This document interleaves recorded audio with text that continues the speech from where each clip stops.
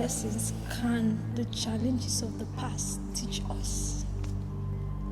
Number one life lesson. This morning I woke up, I'll get to there. This morning I woke up and I was just praying and I said, Lord, I don't fear. I was just praying, and then the Holy Spirit said something to me. He said, don't fear the devil because you are already victorious over him. Rather fear the tongues of those you call friends. See, one of the things that this whole thing has taught me, I'm still growing in life, is the fact that the people you feel are the ones for you will not always be there for you. The people you confide in that this is what you've done most times are the ones to blow your trumpet out. No wonder the Bible was saying a faithful man who can find. Now that scripture, most times people tend to feel that because the Bible says a virtuous woman who can find, a faithful man who can find, most people limit that thing to the wedding alone. A faithful person, they're related to marriage, but it's not so. The Bible says a faithful man who can find, who can be faithful to keep secrets. Man can be faithful to keep secrets. Number two, one thing I've learned from all this is your past has the ability to make or to mar you.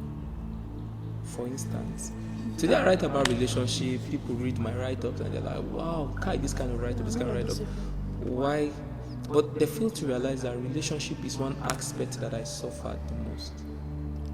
Like, I really, really suffered the most. So, out of some of these things you call a reproach, the same lady or guy that is having difficulty sleeping around, still trusting God for help and everything, tomorrow that person might become a deep-rooted teacher on sexual purity. And then when they give their testimonies will provoke other people to turn from their bad ways, just like Paul, the apostle. He said, if you are talking about being a Jew, he was a Jew, a Roman leader, he was a Pharisee, he was circumcised on the 8th day, he had every qualification, so he could talk to any of these people. Why? Because he had a track record. But if only the church can understand, if only the church, I've come to realize that while the world is busy celebrating our fallen kings, the church is busy killing our wounded soldiers. If only we can come together and then understand that whatever any man has ever been through in this life, you too can go through it. And that one went through or had the past life, or that lady gave birth out of wedlock, doesn't mean you are more righteous.